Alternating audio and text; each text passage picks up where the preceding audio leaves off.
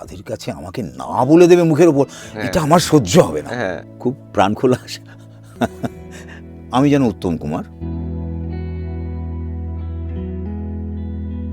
Hello, আমার নাম অভিজিৎ রায় মল্লিক, আর আমি চলে এলাম আরেকটা এপিসোড টক ঝাল মিষ্টি নিয়ে। আমার সঙ্গে আছেন দি ফেমাস শঙ্করী প্রসাদ মিত্র, যিনি আমাদের প্রায় বহু গল্পে কাজ করেছেন, বাইরে আরও অনেক জায়গায় কাজ করেছেন। একদম মানে ভীষণভাবে এক্সপিরিয়েন্স প্রবীণ একজন শিল্পী। এই এই এই আমাকে প্রবীণ বলে কেন দুঃখ দিচ্ছ বলো তো? মানে দাগা দেওয়া হচ্ছে মনে হচ্ছে। আমি কিন্তু প্রবীণ নই। কেন, তোমার মনের বয়স কত? মনের বয়স, মনের বয়স আমি নবীন। তার কারণ আমি বিভিন্ন রকমের চরিত্র অভিনয় করি, ফলে আমি কখনো নবীন, কখনো প্রবীণ, কখনো বৃদ্ধ, কখনো সদ্যজাত শিশু। বুঝতে পেরেছ তো? তো যখন যেরকম প্রয়োজন হয় তখন সেরকম টকঝাল মিষ্টি দেওয়া হয়। বাহ, এই তুমি একবারে আমাদের শোয়ের নামই করে দিলে। কি ছোট থেকেই শিওর ছিলে যে তুমি এরকম গলার কাজ করবে, নাকি তুমি কিভাবে তোমার যাত্রা শুরু হয়েছিল? না, আমার অভিনয় খুব ভালো লাগতো। যখন আমার বয়স এই 7-8 বছর, তখন আমি আমাদের ওই এলাকাতে বছরে একবার নাটক হতো। তা সেই ছোট থেকে দেখতে দেখতে আমি বড় হয়েছি। এমনকি আমি যাত্রা পর্যন্ত দেখতে যেতাম। তখনকার সময় ওই রামলীলা জাতীয় যাত্রা হতো।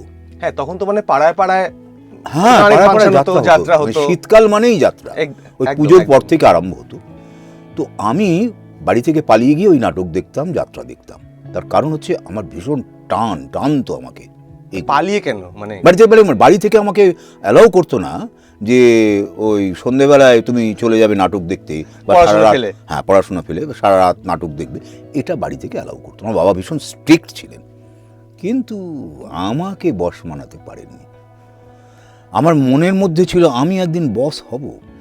তা সেই কারণেই আমি নাটকের প্রতি ভীষণভাবে শ্রদ্ধাবান ছিলাম। তো যাই হোক, এইভাবে আস্তে আস্তে বড় হই। তো যখন বাড়িতে ফিরতে তখন হতো, তখন ভীষণ উত্তম মধ্যম যাকে বলে সেটা হতো, সেটা সহ্য করে নিতাম, কারণ ওই আমার টান। তো যাই হোক, নাটক দেখতে দেখতে দেখতে দেখতে মনের ভেতরে একটা স্পৃহা জাগে, আমিও অভিনয় করতে পারি। আমি সেই ডায়লগগুলো বাড়িতে এসে আওড়াতাম, যেন আমি সেই অভিনেতা, সেই চরিত্র আমি অভিনয় করছি। নিজে নিজে একা একা আওড়াতাম, আয়নার সামনে এমনি দাঁড়িয়ে আওড়াতাম। তারপরে আস্তে আস্তে বড় হলাম, সিনেমা দেখা শুরু হলো। উত্তম কুমারের ছবি দেখতাম, দেখে বাড়িতে এসে আমি যেন উত্তম কুমার, ঠিক উত্তম কুমার যেভাবে তার নায়িকাকে সম্বোধন করছে বা কথা বলছে বা প্রেম নিবেদন করছে, আমিও ঠিক সেইভাবে, সেই স্টাইলে আমি চেষ্টা করতাম। হতো কিনা জানি না, কেউ তো ছবি তুলে রাখিনি, আমি বলতে পারবো না হতো কিনা জানি না। খানিকটা তুমি মানে স্কুল কাট মেরে যেতে নাকি? না, স্কুল না, সিনেমা দেখতাম মানে বাড়ি থেকে মানে জানিয়েই আমি সিনেমা দেখতাম। কারণ আমাদের তখন দেখো, আজকাল যা ছেলেদের হাতে পয়সা থাকে, তখন আমাদের স্কুলে পড়া ছেলেদের হাতে পয়সা থাকতো না, পয়সা দিত না। তো বাড়িতে মাকে বুঝিয়ে বাজিয়ে ওই ছবিটা খুব ভালো হয়েছে, মা দাও না, মা টাকা দিত, কারণ মা দেখতো যে আমার ছেলের অভিনয়ের প্রতি একটা ন্যাক আছে। যাই হোক, এইভাবে আমি আস্তে আস্তে বড় হলাম। 14 বছর বয়সে নিজের দল তৈরি করলাম। ছোটবেলায় 14 বছর বয়সে দল তৈরি করলাম। 15 বছর বয়সে আমি হায়ার সেকেন্ডারি পাশ করলাম। তার মধ্যে আমি আমার দল থেকে গিয়ে বিভিন্ন জায়গায় কম্পিটিশন, তখন নাটক প্রতিযোগিতা হতো, সেসব জায়গায় করেছি। প্রথম যেটা কম্পিটিশনে গেছিলাম আমরা, হাওড়ার বাতাইতলা, মনে আছে এখন আমরা। তো সেখানে আমি একটা চরিত্র অভিনয় করেছিলাম, সাঁওতাল চরিত্র, বুড়ো বৃদ্ধ সাঁওতাল। ওই বয়সে 14 বছর বয়সে। এবং সেই প্রতিযোগিতায় প্রথম হয়েছিল আমাদের নাটকটা, এবং আমি বেস্ট অ্যাক্টর হয়েছিলাম। আরে ওই এখানকে দাঁড়ায় কি দেখছিস রে, দেখেলে আশ মিটায় দেখেলে, আরে ইয়ার পর তো দেখতে লারবি গো। একটা খাদান নিয়ে ব্যাপার ছিল, সেখানে আমি একজন বৃদ্ধ বাবা তার পাঠ করছিলাম। যাই হোক, দাড়ি ঠাড়ি লাগিয়ে, একদম সেই ঝাঁকড়া চুল, একদম সেই সাঁওতাল, একজন বৃদ্ধ সাঁওতাল, 14 বছর বয়সে 50-52 বছরের আমি অভিনয় করছি চরিত্র। তো গেল। একটা খুব ইন্টারেস্টিং ব্যাপার হয়েছিল, জানি না কে করেছিল, এখনো পর্যন্ত জানা যায়নি। সেটা হলো শো চলছে রঙ্গনায়। তুমি যে নামগুলো বললে এই হলগুলি তো নেই। এখন আর নেই না। রঙ্গনা থিয়েটার ভেঙেছে। হ্যাঁ, আমি একবার ছোটবেলায় সার্কারিনা গেছিলাম, যেটা ওই ঘুরতো স্টেজটা। এখন তো আর এগুলো নেই। হ্যাঁ, তো ওই রঙ্গনায় শো চলছে, হঠাৎ একটা ফোন এলো,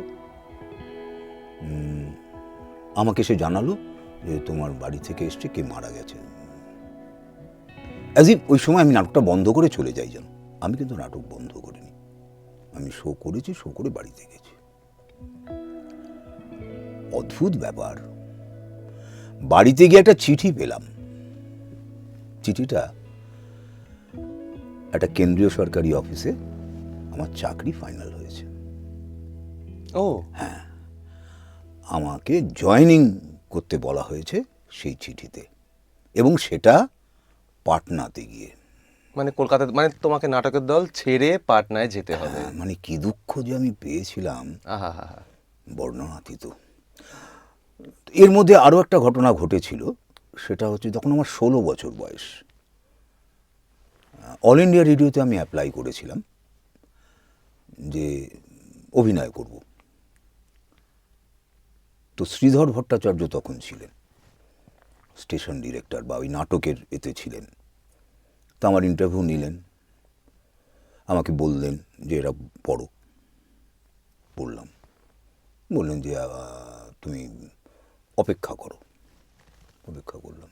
সেকেন্ড টাইম আবার ডাকলেন, আবার একটা অন্য ধরনের স্ক্রিপ্ট দিলেন, বললাম, শুনলেন, আবার বললেন অপেক্ষা করতে। অপেক্ষা করলাম। থার্ড টাইম ডাকলেন, এবার একটা মানে বর্ণনাময় একটা স্ক্রিপ্ট দিলেন, একটা ঐতিহাসিক ব্যাপার যেন, এরকম ব্যাপার, সেটাও করলাম। মানে ন্যারেশন। ন্যারেশন, বড় একটা ন্যারেশন করলাম। বললেন তোমাকে জানাবো, চিঠি দিয়ে জানাবো। 3বার করেও জানাবো। আর এর মধ্যে আমি যতক্ষণ অপেক্ষা করি, তখন দেখছি আসছে আর যাচ্ছে, একটা দুটো লাইন বলার পরেই তাকে আউট করে দিচ্ছে। তোমাকে তো পুরোটা পড়িয়েছেন। পড়িয়েছে, 3বার পড়িয়েছে, কিন্তু আমার কাছে কোনো চিঠি এলো না। দিন যায়, রাত যায়, মাস যায়, সপ্তাহ যায়, বছর যায়, চিঠি এলো না। খুব কষ্ট পেয়েছিলাম মনে মনে। আমি কৃতকার্য হতে পারলাম না। দেখবে, আমার ভাগ্যে নেই, ইতিমধ্যে চিঠি পেয়েছি কেন্দ্রীয় সরকারি চাকরি, পাটনায় যাওয়ার। জয়েনিংটাই পাটনায়। পাটনায় গিয়ে একা একা ঘুরে বেড়াচ্ছি। তখন তো কোনো মানে জাস্ট ফার্স্ট ডে, সেকেন্ড ডেতে ঘুরে বেড়াচ্ছি, কেউ চিনি না, আর সব হিন্দিতে কথা বলছে। আমি একমাত্র বাঙালি মনে হচ্ছে আমার। আমাদের অফিস ছিল পাটলিপুত্র কলোনিতে, পাটনার পাটলিপুত্র কলোনি, একটা রহিস জায়গা, মানে বড় লোকেদের জায়গা, এবং সেখানে হাই অফিসিয়ালসরা থাকে, উকিল, ডাক্তার, ব্যারিস্টার, এরকম সব লোকেরা থাকে। তো সেখানে হাঁটছি বিকেলবেলা অফিসের পরে, দেখি 3 ভদ্রলোক হাঁটছেন, হাফ প্যান্ট পরে, সাদা হাফ প্যান্ট। তখন গরমকাল ছিল, 3 জুন আমার অ্যাপয়েন্টমেন্ট ছিল ওখানে। হিন্দিতে কথা বলছে, মাঝে মাঝে একজন বাংলায় কথা বলে উঠছে। খুব ইন্টারেস্টিং, আলাপ জমাতে হবে। তখন আমার বয়স কিন্তু 21, আলাপ জমাতে হবে। আমি আর পারছি না এখানে থাকতে, আমার মানুষ খুঁজতেই হবে আমার। যাই হোক, দেখলাম একজন ঢুকে গেলেন, ডক্টর কি রোহত কি ঢুকে গেলেন একটা বাড়িতে। বাড়িগুলো সবকটাই মানে বাউন্ডারি ওয়াল দেওয়া, গেটেড বাড়ি, গাড়ি রয়েছে দুখানা এদিক ওদিক, মোটরসাইকেল রয়েছে, মানে এরকম বাংলো টাইপের বাড়ি। ঢুকে গেলেন। সেকেন্ড ম্যান একজন, তিনিও আরেকটি বাড়ির সামনে ঢুকে গেলেন। শেষে ওই ভদ্রলোক, লম্বা ভদ্রলোক, একা হাঁটছেন। আমি তাড়াতাড়ি তার পাশে গিয়ে, কিছু মনে করবেন না, আপনাকে বাঙালি মনে হচ্ছে, আপনি বাংলায় কথা বলেছেন 2-1বার, আমি শুনতে পেয়েছি, আমি আপনাদের পেছনেই ছিলাম। আমার দিকে তাকালেন ঘুরে, হ্যাঁ বাঙালি তো, তুমিও বাঙালি, এখানে কি ব্যাপার? আমি 2 দিন হলো জয়েন করেছি আমার অফিসে, সেন্ট্রাল গভর্নমেন্টের অফিসে। তো আমি কাউকে পাচ্ছি না। আমি কলকাতায় নাটক করতাম, আমি হাঁপিয়ে উঠছি, কারোর সঙ্গে কথা বলতে পারছি না। নাটক করতে তুমি? বলছে হ্যাঁ। হ্যালো, আপনার নামটা একটু জানতে পারি?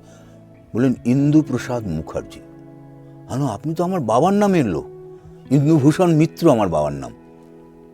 তো বাহ, তো তুমি কি অভিনয় করতে চাও? হ্যালো, হ্যাঁ চাই।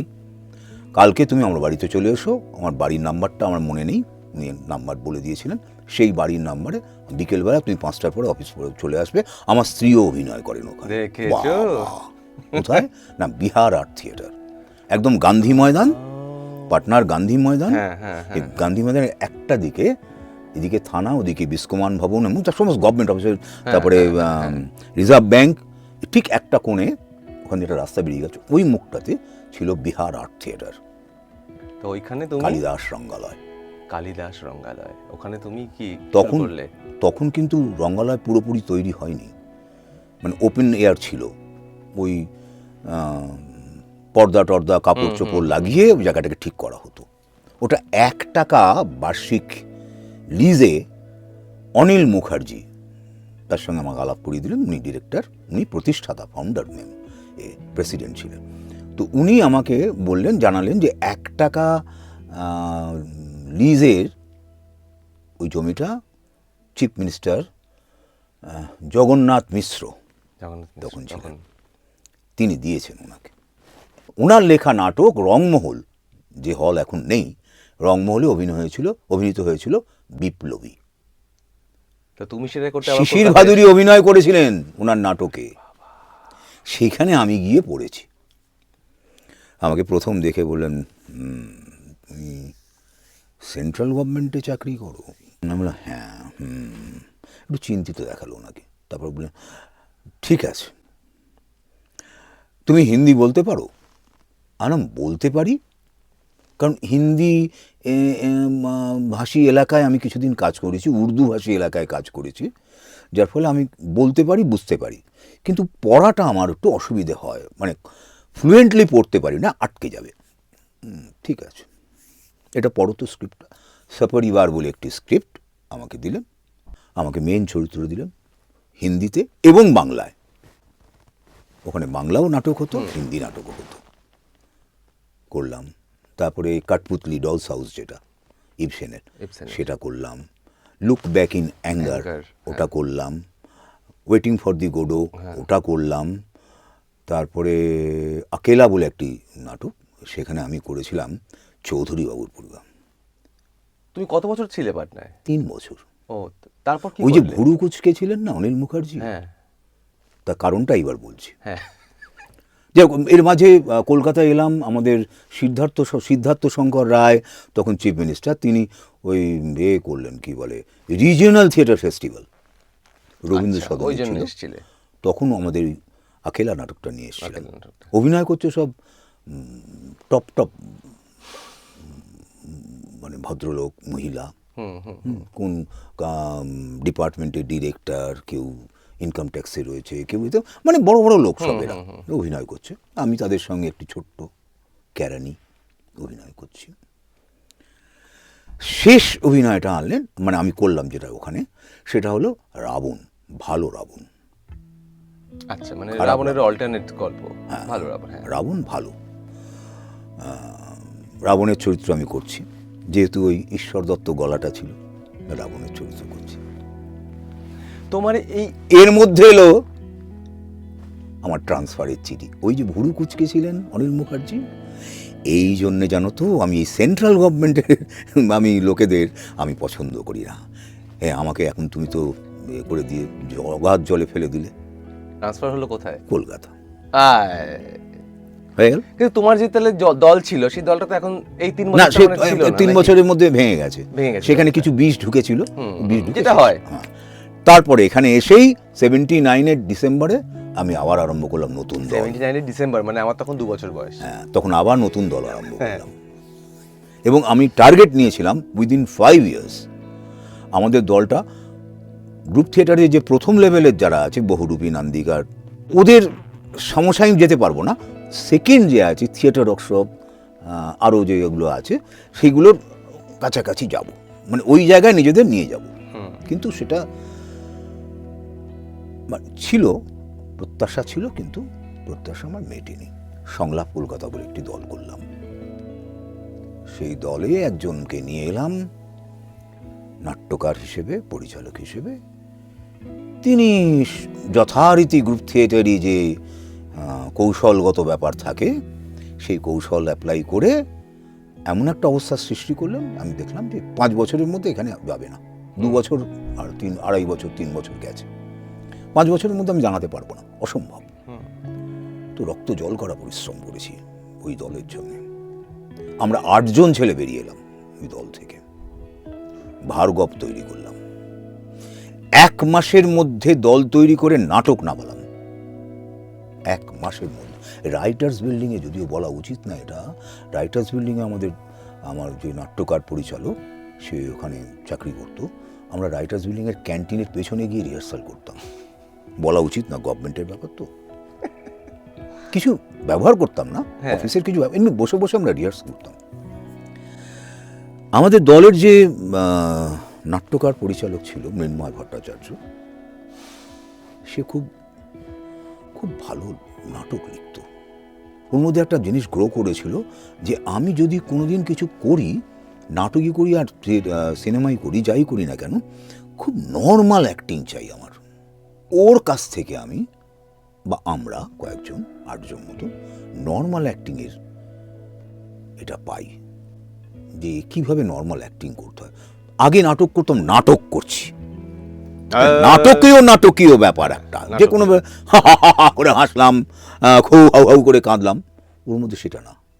হাসিটাও ছোট্ট হাসি, খুব প্রাণখোলা হাসি, প্রাণখোলা হাসি, হাসতেই পারে, কিন্তু আবার কান্নাতেও রেস্ট্রেন কান্না, ডুকরে ওঠা ব্যাপারটা। আমি একটু আগে তোমায় জিজ্ঞেস করতে চাইছিলাম যে তোমার যে এই গলাটা, যেটা প্রায় মানে যেখান থেকে তুমি শুরু করবে লোকে চিনতে পারবে তোমার নাম, যতই লুকোনোর চেষ্টা করা যাক তোমার নাম বোঝা যাবে। তোমার গলাটা এই একটা সিগনেচার গলা তোমার, তো এটা তুমি আনলে কি তোমার কি মানে বরাবর এরকম গলা ছিল, এতটাই বেশ? হ্যাঁ, চিরকাল তোমার মানে ভগবান দত্ত গলা। এবং তোমাকে আরেকটা কথা জানাই, সেটা হচ্ছে আমি যে রেডিওতে বঞ্চিত হয়েছিলাম, পাটনা রেডিওতে আমি হিন্দি নাটক করেছি, যাক, পাটনা রেডিওতে। তারপর কলকাতায় যখন এলাম ফিরে, এই কথাটা আমি ইন্দ্রাণীদিকেও বলেছি। চিলড্রেন্স আর্ট আমার শুরু কি করে অডিওতে, সেখানে যাচ্ছি। তো ওই মণিদীপা রায় অফিস ক্লাবের নাটক করতেন, ব্যাংকের বিশেষ করে বেশি করে করতেন, কারণ ওখানে টাকাটা বেশি পাওয়া যেত। তো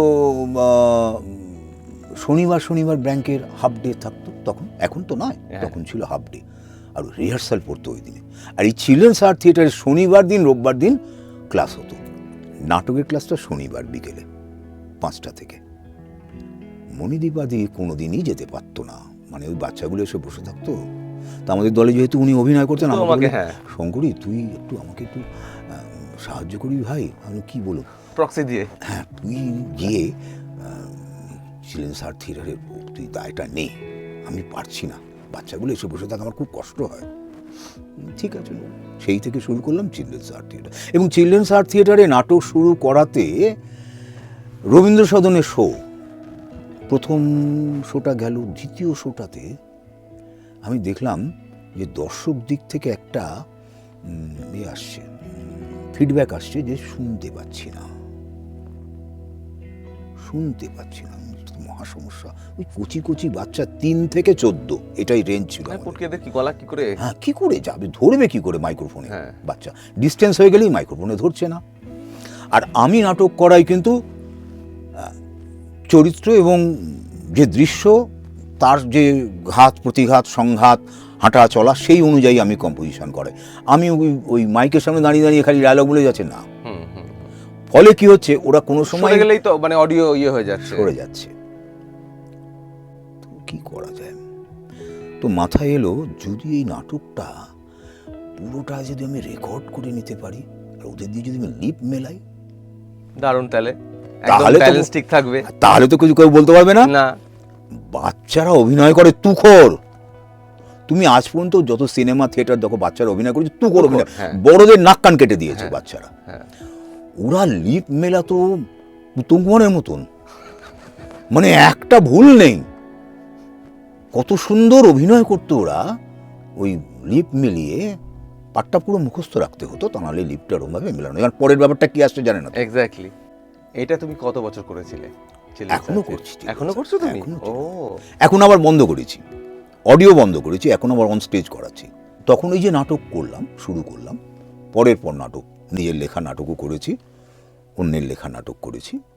আমার ছেলে এই রেডিও মির্চি সানডেতে ইংলিশ প্রোগ্রাম হয়, 10টার থেকে হতো। আমার ছেলে ইংলিশ মিডিয়ামে পড়তো, তো শুনতো। তো একদিন ইন্দ্রাণীদির গলা শুনলো, কেউ যদি অভিনয় করতে চান, রেডিও মির্চিতে অংশগ্রহণ করতে চান, তাহলে এই SMS নাম্বারে হ্যাঁ জানান। মানে প্রায়ই বলছে, প্রায় রবিবারই বলছে, আমার ছেলে বলছে, ভাবি তুমি তো এত নাটক করেছো, এত নাটক করো, তুমি রেডিও মির্চিতে করো না কেন, তোমার এই গলা ঠিক হয়ে যাবে, তুমি করো।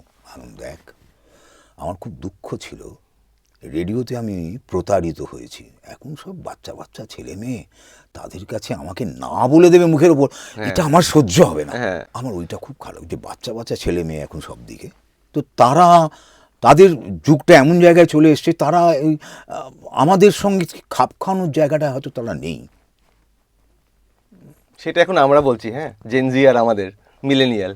হ্যাঁ, তো এখানে আমার অসুবিধা হবে, আমি পারবো না, আমি এটাকে সহ্য করতে পারবো না, তুই বলিস না আমাকে, আমি করবো না। অনেক দিন ধরে বলছে, এই বিজ্ঞাপনটা অনেক দিন ধরে চলেছে, হ্যাঁ মানে খুঁজেছে, 1 মাস ধরে চলেছে। হ্যাঁ, হ্যাঁ। তো 3-4টে রবিবার পর আমাকে বলেছে, বাবি তুমি দাও দাও দাও। একদিন হঠাৎ বলছে, বাবি আজকে আমি এ করে দিয়েছি, SMS করে ও নিজে করে দিয়েছে। ও ফোন ছিল, করে দিয়েছে। তুই কী করলি রে, আমি তোকে বারণ করেছিলাম, না না তুমি পারবে, তুমি যাও না হবে না।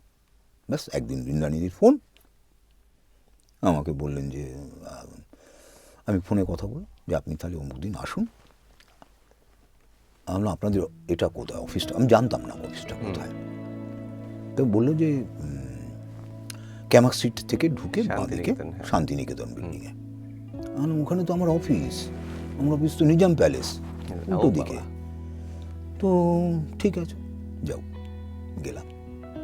ওই প্রথমে একবার করলেন, বসে রইলাম, তারপরে আরও সবাইকে করলেন, আসছে যাচ্ছে 2-3 জনকে উনি সিলেক্ট করেছিলেন আমাকে নিয়ে, একটু অল্প বয়সী মেয়ে, একটু মাঝ বয়সী ছেলে, আমি এরকম সিলেক্ট করেছিলাম।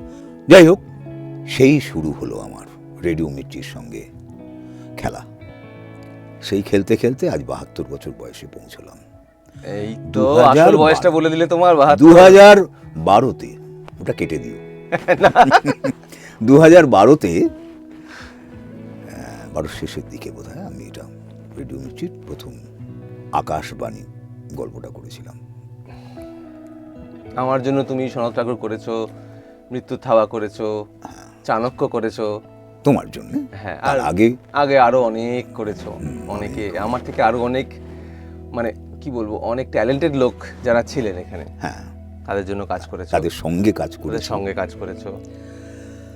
তো কাজ করেছি, কিন্তু ওই লোক যায় আসে, the show must go on বলে যেটা। ইয়েস, পৃথিবী তো চলতেই থাকে। তো তোমার কোনো আক্ষেপ, তুমি বলছিলে মানে নাটকের কোনো একটা আক্ষেপ বোধহয় তোমার আছে, পাওয়া কিছু আছে, মানে এখনো মনে হয় এখানে একটা ব্যাপার আছে, আমার সঠিক মূল্যায়ন হয়েছে কিনা আমি জানি না। এটা কেন মনে হয় তোমার? আমার মনে হয় কারণ আমি অনেক জায়গায় সেই আঁচটা পাইনি, বুঝতে পারিনি যে আমার ডিমান্ড তৈরি হয়েছে। রেডিও মির্চিতে সেটা হয়েছে, এবং আমার অডিওতে আসা কিন্তু রেডিও মির্চির হাত ধরেই, এটা আমি স্বীকার করি। কারণ তারপর থেকে আমি অন্যান্য চ্যানেলে কাজ করতে আরম্ভ করি, বিজ্ঞাপনের কাজ, নাটকের কাজ, তোমার ভয়েস ওভারের কাজ, বাংলা, হিন্দি থেকে বাংলায়, ইংরেজি থেকে বাংলায়, এইসব কাজগুলো আমি তারপর থেকেই করি। তার আগে কিন্তু করতাম না। তার আগে ওই শুধু চাকরি না, চাকরি আর আমার ওই চিলড্রেন্স আর্ট হ্যাঁ এটাই করতাম। আর নিজের নাটকের কোনো নেপথ্য ভয়েস থাকলে আমি সেটা দিতাম। কিন্তু কোনোদিনই আর অন্য কোনো কমার্শিয়াল লাইনে কাজ করিনি। এই রেডিও মির্চি থেকে আমার শুরু হলো যাত্রা। ভয়েস ওভার আর্টিস্ট হিসেবে আমি পরিচিতি আমার হতে লাগলো। কতটা পেরেছি আমি জানি না। একটা জিনিস আমি দেখেছি, সেলিব্রিটিদের দাম আছে, কিন্তু যারা সেলিব্রিটি নয় অনেকেই খুব ভালো কাজ করেন, কিন্তু তাদের সেই জায়গাটা দেওয়া হয় না। তুমি কি বলবে যে তুমি ভয়েসের জগতে সেলিব্রিটি নও? আজকে তো তোমার গলা তো আমি জানি না সেটি খারাপ লাগে তোমার? মানে তুমি খারাপ তো লাগেই। স্বীকার করেন না অনেকে যে আমি সেলিব্রিটি, করেন না। আমার কিছু বলার নেই, আমার কিছু করারও নেই, আমি আক্ষেপও করি না। কিন্তু একটা কোথায় যেন একটা কষ্ট লুকিয়ে থাকে। যাই হোক, তবে একজন নামকরা লোক আমাকে বলেছিল যে, কে বলেছে আপনি সেলিব্রিটি নন? শুনে খুব ভালো লেগেছিল। যাই হোক, চলবো। তোমরাও আমাকে দিয়ে আরও অনেক কাজ করাবে, আশা রাখবো। তবে কতটা কি সফল হয়েছে আমি তো জানি না। দর্শক বলবে, শ্রোতা বলবে, যারা আমার কাজ দেখছেন শুনছেন তারা বলবেন। গলাটা ঠিক রাখার জন্য কিছু টিপস? আমি কিচ্ছু করি না। এটা সম্পূর্ণ ঈশ্বরের আশীর্বাদ আমার উপরে। তা নাহলে আমি দেখেছি এই বয়সে এই গলাটাকে কন্টিনিউয়াসলি আমি ধরে রেখেছি, অথচ আমি কিচ্ছু করি না, কিচ্ছু না। আর ওই সর্দি কাশি ব্যাপারটা মাঝে একটু হয়েছিল, অ্যালার্জিক, বাদবাকি ওটা ভগবান আমাকে সেইভাবে দেয়নি। দিলে কিন্তু আমি এই কাজ করতে পারতাম না। ওই গলা বসে যাওয়া, এইগুলো ভগবান আমাকে দেয়নি। যে হোক, একটা আশীর্বাদ, তার জন্য কৃতজ্ঞ ঈশ্বরের কাছে যে ওইটা নেই বলে হয়তো ঠিক আছে গলাটা, কিন্তু যাদের এই অসুবিধাটা আছে তাদের গলা নষ্ট হয়। যারা তোমায় শুনছে, যারা তোমার একনিষ্ঠ শ্রোতা, যারা তোমার গল্প এলেই প্রথমেই কমেন্টে লেখে এইটা শুনবই কারণ এটাই শঙ্করীদা আছে। অনেক কমেন্টস আমি দেখেছি, আমার লেখা, আমার নাম করেছেন, তারা উল্লেখ করেছেন। তাদের উদ্দেশ্যে কিছু বলতে চান? তাদের উদ্দেশ্যে, তাদের যে আমি ভালো লাগাতে পেরেছি আমার কণ্ঠ দিয়ে, তাদের উপলব্ধি করাতে পেরেছি যে চরিত্রটা কি, অভিনয়টা কি, এটার জন্য আমি খুবই খুশি, খুবই আনন্দিত হই। যখন আমি কমেন্টসগুলো পড়ি আমার খুব ভালো লাগে। তাদের তো আমি সামনে দেখতে পাই না, যে ধন্যবাদ কিভাবে দেবো। এইভাবেই দিলাম তোমার সামনে, তোমাকে দিলাম, তাদেরও দিলাম।